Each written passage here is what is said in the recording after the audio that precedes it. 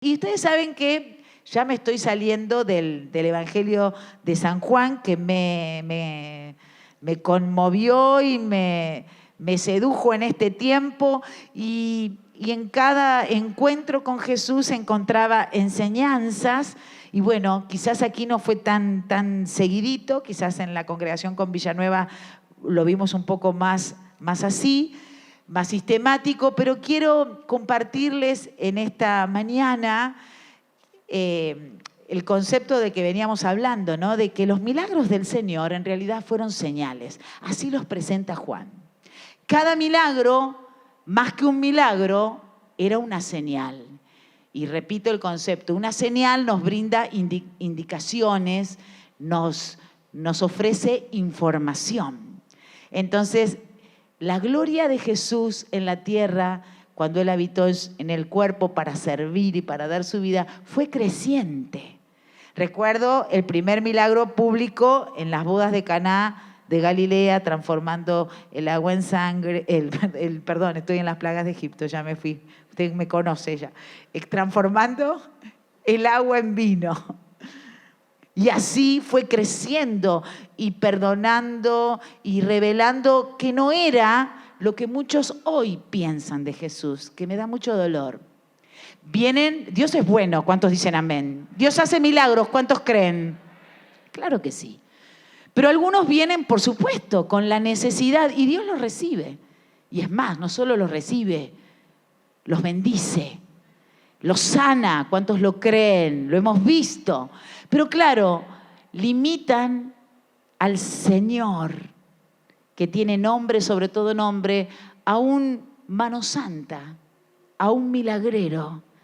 Y se benefician de un milagro, de una sanidad, de una respuesta, de una provisión, pero no lo siguen porque no les ha sido revelado en su espíritu que Él es Dios.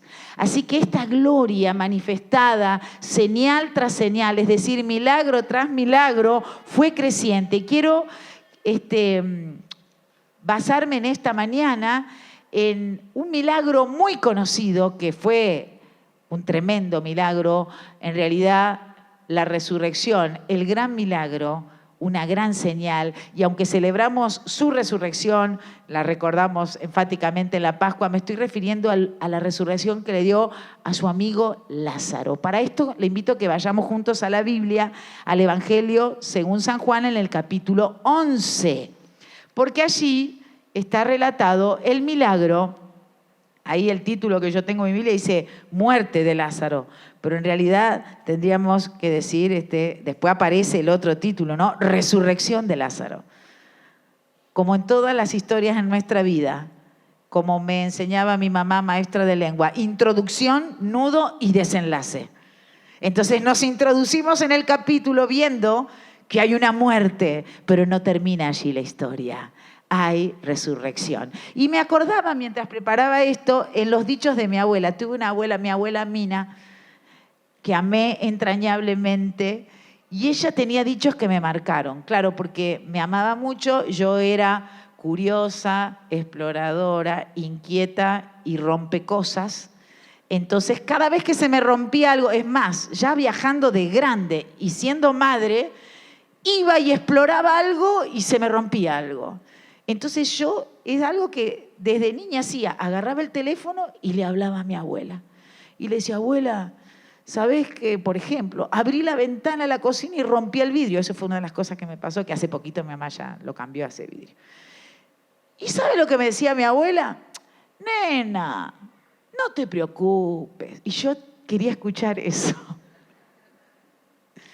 Y entonces me decía, otro dicho de mi abuela Mina, el que hace se equivoca y el que no hace se calla la boca. Y yo decía, tiene razón. Porque hago, me equivoco y rompo. Entonces, y otra frase que es popular, quizá usted también la escuchó o la dijo, lo único que no tiene solución es la muerte. ¿Cuántos escucharon eso? Y escuchaba en una entrevista a una cantante que decía, el tema de la muerte, y le tengo un poco, y hoy ¿cuánto? Hoy estamos viviendo, acostumbrándonos a noticias de muerte. ¿Verdadero o falso? Ay, no me diga, es la realidad. No somos negadores de la realidad. Vivimos en la realidad, pero tomados de aquel que dijo, y en este contexto lo vamos a leer, que Él es la resurrección y la vida. ¿Cuántos dicen amén? Así que estos milagros que son señales, este milagro tan particular es una tremenda señal, la resurrección. Creo que es la gran señal. Y ¿sabe qué? Recordé palabras de Jesús, que cuando no iniciaba todavía la recta final de su pasión y muerte, le dijo a sus discípulos, esto está registrado en Mateo capítulo 12, el verso 39 y 40, dice que Jesús respondió y les dijo, la generación mala y adúltera, que eran los religiosos, que vivían boicoteando el ministerio de Jesús, se acercaban con preguntas, no con inocencia de corazón, para conocer la respuesta y obedecerla, sino que se acercaban con preguntas capciosas para hacerle pisar el palito, para que cayera en una trampa, para que pudiera estar evidenciado que Jesús no cumplía la ley, pero Él vino a cumplir la ley. Así vivió. Y a esta generación que le pedía señales, que le pedía evidencias, dijo Jesús, la generación mala y adúltera demanda señal, pero señal no le será dada, sino la señal del profeta Jonás. Porque como estuvo, y aclara, por decir, Jonás, no conozco. ¿Cuántos conocen la historia de Jonás? ¿Los niños? ¿Cuántos niños aquí que son especiales, importantes para Jesús? Jonás no le hizo caso a la palabra de Dios. Ya saben lo que le pasó. Por no hacerle caso, se lo tragó un gran pez, ¿no? Pero como se arrepintió dentro del pez, estuvo ahí 3 días y 3 noches. El Señor en su misericordia lo devolvió en la playa y ¡brup! ¿No es cierto? Y después, ¿qué hizo? Obedeció y fue a predicar a la ciudad de Nínive donde Dios lo había mandado. Así que, ¿a qué se refería? El Señor explica y dice, porque como estuvo Jonás, en este sentido, así como estuvo Jonás en el vientre del gran pez 3 días y 3 noches, ya el Señor lo estaba anunciando. Así estará el Hijo del Hombre en el corazón de la tierra 3 días y 3 noches. Él ya estaba anunciando de que iba a pasar por la muerte, por la tumba, pero que se iba a levantar en victoria en el poder de la resurrección. ¿Cuántos creen en la resurrección? Gloria a Dios. Entonces yo pensaba en esto, ¿no? Semana Santa. Feriado que empieza para algunos desde el miércoles, no sé, desde el jueves, pero viernes, sábado y domingo. Viernes de muerte, ¿no? Sábado de espera, de incertidumbre, y domingo de resurrección. ¿Cuántos se gozan? Dicen amén. Pero, claro, hubo que pasar por el viernes y hubo que pasar por el sábado. Y el viernes y el sábado no es otra cosa que el dolor. Pero creo, y lo he aprendido, y lo seguiré aprendiendo, que en el dolor adquirimos, nos apropiamos, aprendemos las mejores enseñanzas del más excelente Maestro, nuestro Señor Jesucristo. ¿Cuántos están de acuerdo con esto? Digan amén. Así que vamos a ir a la lectura, que es larga, pero la vamos a ir haciendo concienzudamente porque la mayoría del auditorio conoce la historia de que Lázaro resucitó. Capítulo 11 dice que estaba entonces enfermo uno llamado Lázaro de Betania, la aldea de María y de Marta, su hermana. María, cuyo hermano Lázaro estaba enfermo, fue la que ungió a Jesús con perfume y le enjugó los pies con sus cabellos. Enviaron pues las hermanas para decir a Jesús, Señor, he aquí, el que amas está enfermo. Y ahí uno dice, el que ama. O sea que, aunque Dios nos ama, a veces permite que tengamos que atravesar sufrimientos y dolores. No nos gusta, ¿a cuántos les gusta? No, pero es así. Y aquí ya tenemos una enseñanza. Así que en este relato que nos ilustra y describe el dolor, ya adquirimos del Maestro una gran enseñanza. Primera, Dios permite el dolor. No me diga eso, no me pinche el globo, no me desilusione. Dijo Jesús, en el mundo tendréis aflicción, pero confiad, yo he vencido al mundo. El que amas no quiere decir que porque esté atravesando un momento de dolor, Dios no le ama. Dios le ama. Y esa es una verdad absoluta. Y Dios, que nos ama, muchas veces nos prescribe, parece que lo necesitáramos, porque si el médico lo prescribe, es porque lo necesito. Dios permite el dolor. Continuamos. Dice, oyéndolo Jesús, esta noticia que le mandan avisar, hace una declaración maravillosa. El que la crea, aprópiese de ella y cambie pronóstico en promesa, como nos fue enseñado. Esta enfermedad no es para muerte, sino para la gloria de Dios, para que el Hijo de Dios sea glorificado por ella. Y amplíe la palabra y no lo aplique solamente a una enfermedad física, una dolencia en el cuerpo. Aplíquelo a ese proceso por el cual Dios le permite atravesar, en el cual no va a morir, sino que seguramente el Hijo de Dios se va a glorificar. Y aclara, y amaba a Jesús, a María, a su hermano y a Lázaro. Amaba el Señor a esta familia. Cuando oyó pues que estaba enfermo, se quedó 2 días más en el lugar donde estaba. ¿Le gustó o no le gustó? Vio que los celulares hoy hacen que nos enteremos en el momento del aprieto, del momento difícil de nuestros cercanos. ¿Y qué hacemos? Cuando entró el WhatsApp, dejamos lo que tenemos que hacer y corremos a socorrer. Pero el Señor, no olvide, que a Él no le sorprenden las noticias como nos sorprenden a nosotros. Él es eterno y Él conoce el principio, el presente y el futuro. ¿Me dice amén? Por eso Él decide quedarse 2 días más. Segunda enseñanza que aprendemos en este proceso de dolor. Que Dios nunca llega tarde. Los caminos del Señor son perfectos. Que uno quisiera modificar el calendario. Dígame si no modificó el calendario el Señor. Con esta Ludovica que nació a las 36 semanas. El mismo doctor dijo, 2 veces lo escuché declarar, el hombre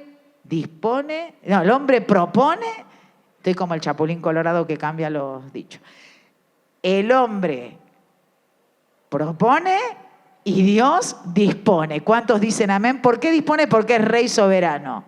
Así que el Señor tenía su calendario y dijo, quiero que nazca este día y le voy a regalar al Padre que esté en el alumbramiento. ¿Qué le parece? Los caminos del Señor son perfectos. ¿Cuántos dicen amén?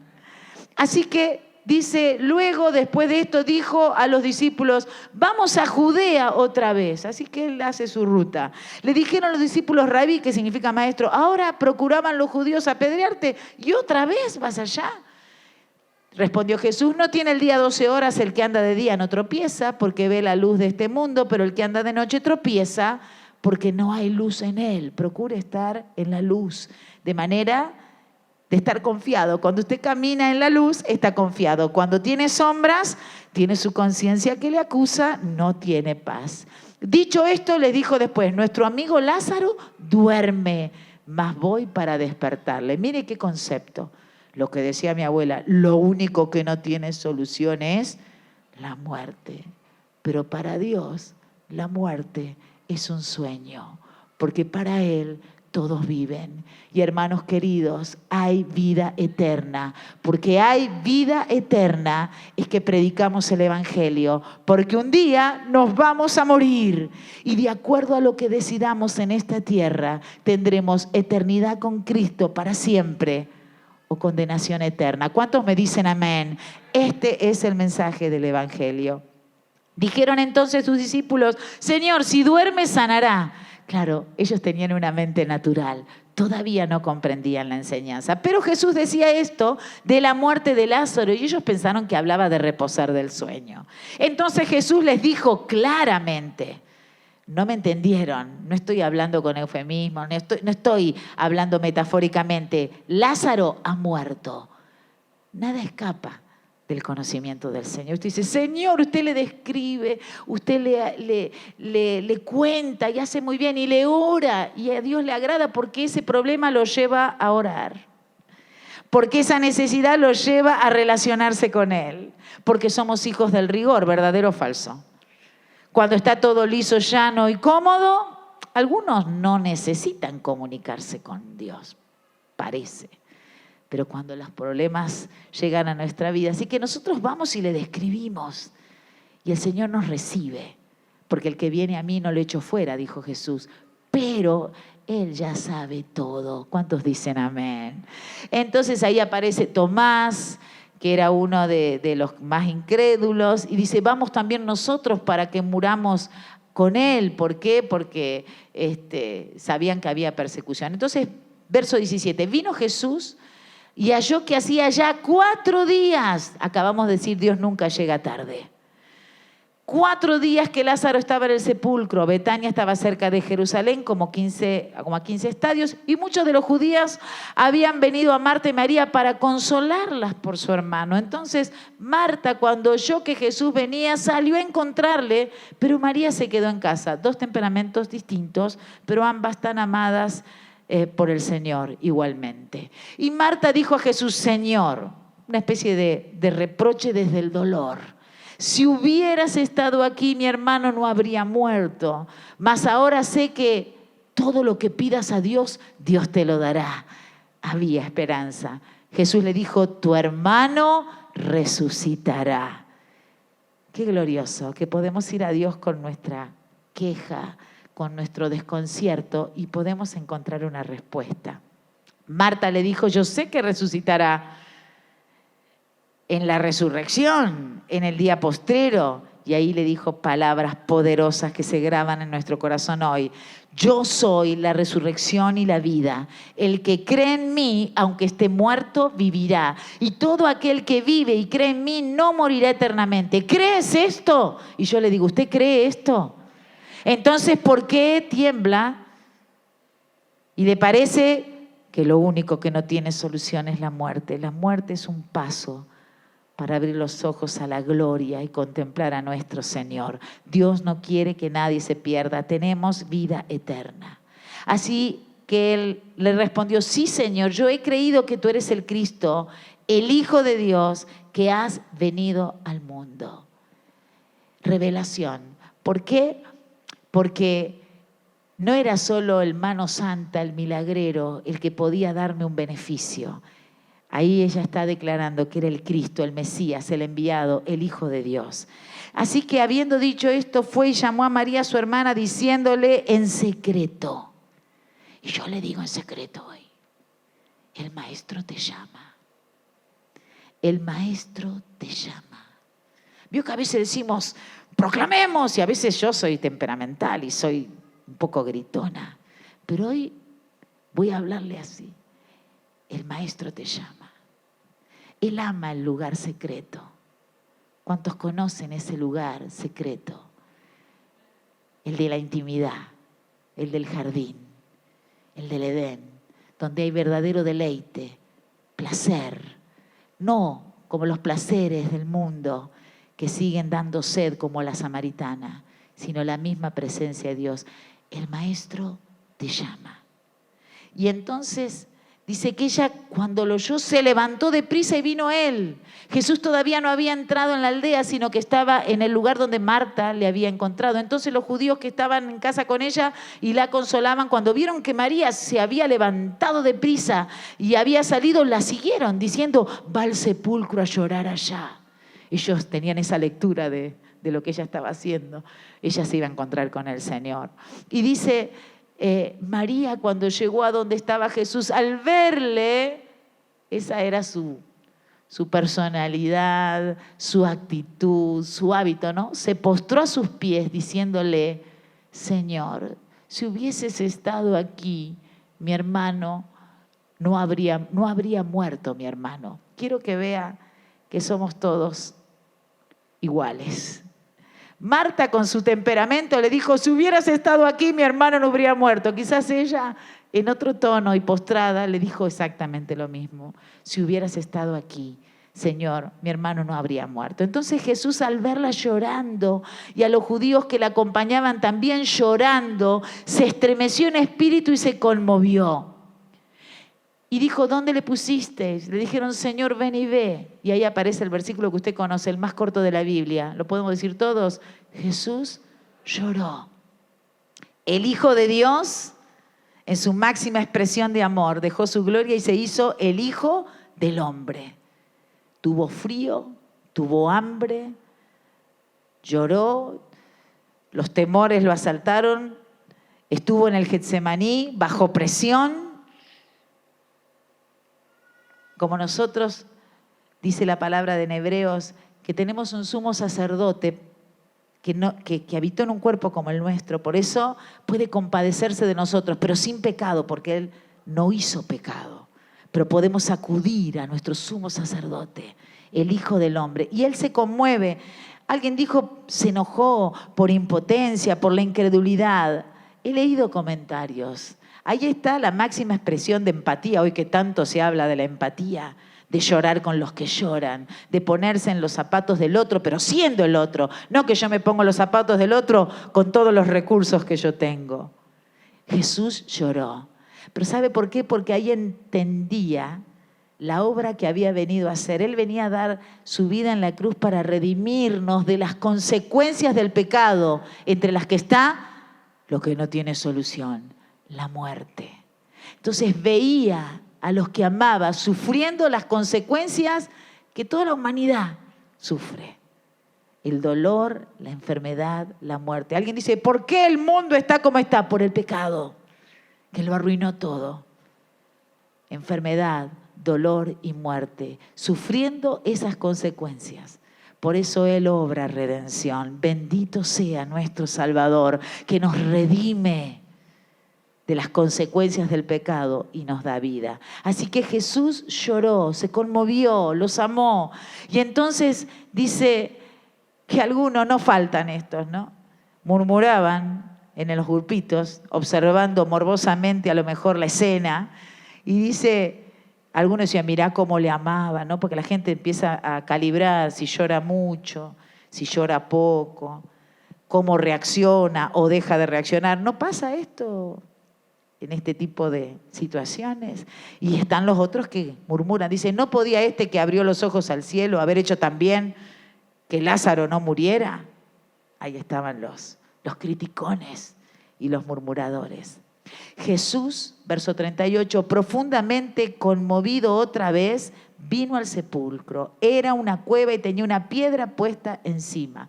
Quiero centrarme en la tercera enseñanza, porque dijimos, Él nunca llega tarde. ¿Y por qué con toda la intención aparentemente se demora y llega al cuarto día? Porque cuanto mayor es la dificultad, mayor es la gloria que ha de manifestarse. Lo que pasa es que nos encanta escuchar testimonios maravillosos, pero hay que atravesarlos.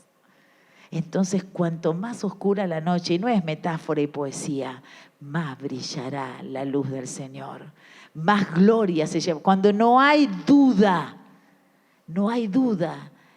de que se necesita la intervención divina, cuando esta intervención llega, más gloria se lleva el Señor. Y Él no comparte su gloria con nadie. Así que no solo iba a hacer una sanidad, iba a hacer un milagro de resurrección. Y así es que les da órdenes, quitad la piedra. Marta se preocupa porque dice, Señor, hiede ya, esto está ya en estado de descomposición, da mal olor porque es de 4 días. Y Jesús le dijo, otra vez alentando nuestra fe, como en esta mañana quiere alentar nuestra fe el Señor.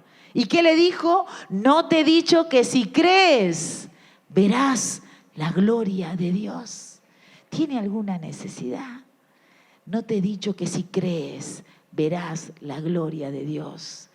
Me da pena que a veces mayores años de conocimiento aparente del Señor, de su palabra, pareciera que va enfriando esa fe de niño, ingenua, que no razona, que no cuestiona, que le cree. Dios nos dice en esta mañana, no te he dicho que si crees, verás la gloria de Dios. Así que fíjese que quitaron la piedra de donde había sido puesto el muerto y Jesús, alzando los ojos a lo alto, dijo, Padre, gracias te doy por haberme oído. Así que fíjense, en cuarto lugar, estamos a punto de ver el milagro de la resurrección, porque de hecho el Señor resucita a Lázaro. El verso 43, luego que le pedía a todos los que estaban ahí que quitaran la piedra, la poderosa y la voz de autoridad del que da la vida y la quita, porque es Dios el que da la vida y la quita, dice, Lázaro, ven fuera. Y el verso 44 dice, y el que había muerto salió, atadas las manos y los pies con vendas y el rostro envuelto en un sudario, y Jesús le dijo, desatadle y dejadle ir. Es decir, Lázaro resucitó por la obra gloriosa del Señor. Así que ahí vemos una tremenda señal. La resurrección como señal da una mayor revelación de quién es Jesús. No era un médico contemporáneo a los que habría en ese tiempo, no era un milagrero, no era alguien con ciertos poderes, era Dios obrando y dando vida. Esta señal era la gran señal. La resurrección estaba hablando de que Jesús era y es el Hijo de Dios. Y él, que está viendo la escena, ahí cuando dice, no te he dicho que si crees verás la gloria de Dios, y cuando quitan la piedra, el verso 42, desde el final del 41, dice, Padre, gracias te doy por haberme oído. ¿Cuántos han experimentado que Dios los oyó? Porque tienen una respuesta. Vio que el diablo quiere decirle, Dios no te escucha, ¿verdad? Y le insiste, y hay quienes oran, y yo oro, pero adentro está dice, ¿no? Repite, pero cree en lo muy profundo de su alma que pareciera que Dios hace diferencia y de que Dios no oye. Bueno, esta verdad silencia esa mentira. Dijo Jesús, Padre, gracias te doy por haberme oído. Y aclara, añadiendo, yo sabía que siempre me oyes. ¿Cuántos pueden creer esto?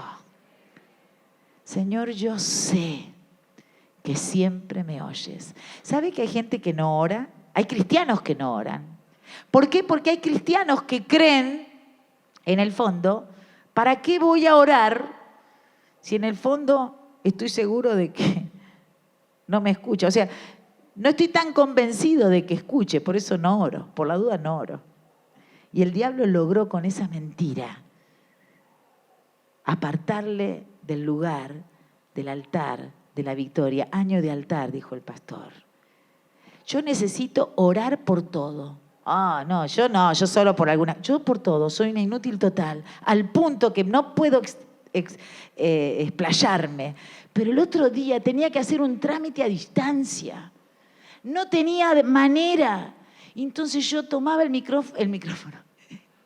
Gracias por amarme igual, a pesar de mis errores. Usted ya sabe, me traduce, ¿no?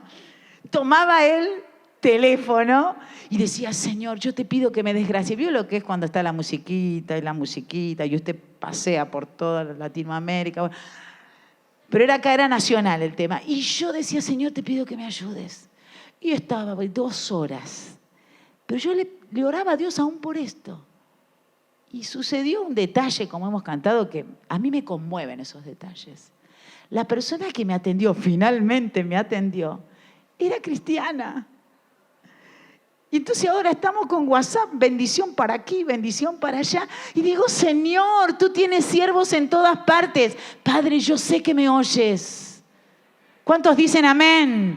Oh, que el enemigo no le robe la fe. Porque los que dudan no crean que van a recibir algo, ¿eh? Porque Dios es galardonador de los que le creen. Cuando uno se acerca a Dios, tiene que creer que Él está allí. Dios está allí. Gloria a Dios. Padre, gracias te doy por haberme oído. Yo sabía que siempre me oyes, pero lo dije por causa de la multitud que está alrededor, para que crean que tú me has enviado. Él estaba a punto de hacer una gran señal, que tenía una data, una información. Él es el Hijo de Dios. Él puede dar vida a los muertos. Así que quinta enseñanza de esta mañana y la última: Dios siempre oye la oración. Y así fue como Jesús resucitó a su amigo Lázaro. Y es algo increíble, ¿no?, lo que sucede. Mire lo que dice el verso 53. Dice, ahí empezó un complot. Hay un título que aparece desde el 45. Se empiezan a reunir preocupados los religiosos. Imagínense, Lázaro resucitado. ¿Puede echar a volar la imaginación? Estaba muerto hacía 4 días y ahora estaba otra vez ahí, en la zona. Entonces el concilio se empieza a preocupar y se empiezan a reunir. Verso 50 dice: ¿ni pensáis que nos conviene que un hombre muera por el pueblo y no que toda la nación perezca? Ahí habló con sabiduría Caifás, uno de los sumos sacerdotes, y en realidad estaba profetizando que Jesús iba a morir por toda la nación, pero empiezan a reunirse para complot del Señor. Y dice el 53, así que desde aquel día acordaron matarle. Por tanto, Jesús ya no andaba abiertamente entre los judíos, sino que se alejó de allí a la región contigua, al desierto, a una ciudad llamada Efraín, y se quedó allí con sus discípulos. ¡Qué locura!, ¿no? Porque ya estaba la orden dada. Resulta que un terrible milagro, mire lo que eran los religiosos, en vez de gozarse de que había uno que estaba muerto, esto se cumple, ¿no? Viendo no ven, viendo una tremenda señal de que era el Mesías enviado, deciden matarlo. Y eso es hoy día, yo pensaba, la resurrección es un tema que trajo división desde el día en que Jesús predicó, empezó su ministerio. La resurrección fue la causa y el disparador que ocasionó la persecución, el complot y la pasión y la muerte del Señor. Es más, leemos en San Juan 12:9 que también querían dar muerte a Lázaro. Fíjese qué locura. 12:10 dice, pero los principales sacerdotes acordaron dar muerte también a Lázaro, porque a causa de él muchos de los judíos se apartaban y creían en Jesús.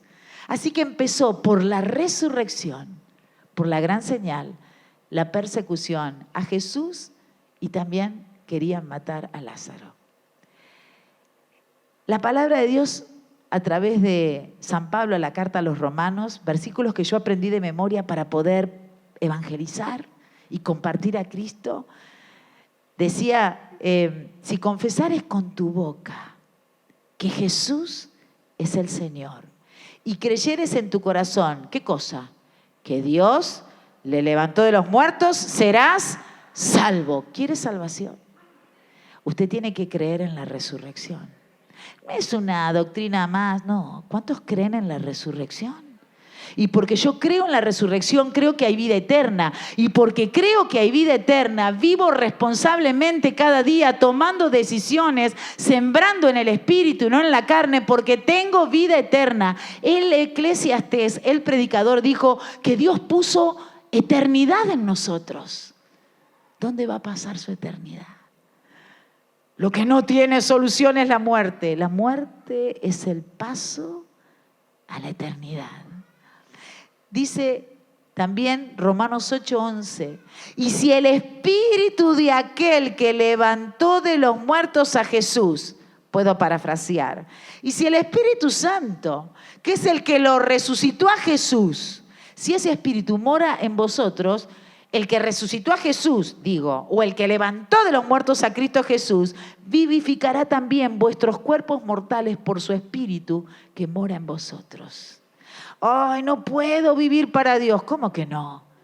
Si el Espíritu de Dios está en tu vida, el Espíritu que resucitó a Jesús, no podrá vivificarme, no podrá obrar en mi vida.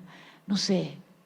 ¿Saben que un día con el colegio pudimos ir al Domingos para la Juventud con Silvio Soldán y no me acuerdo quién? Y canté una canción que hablaba de Jesús.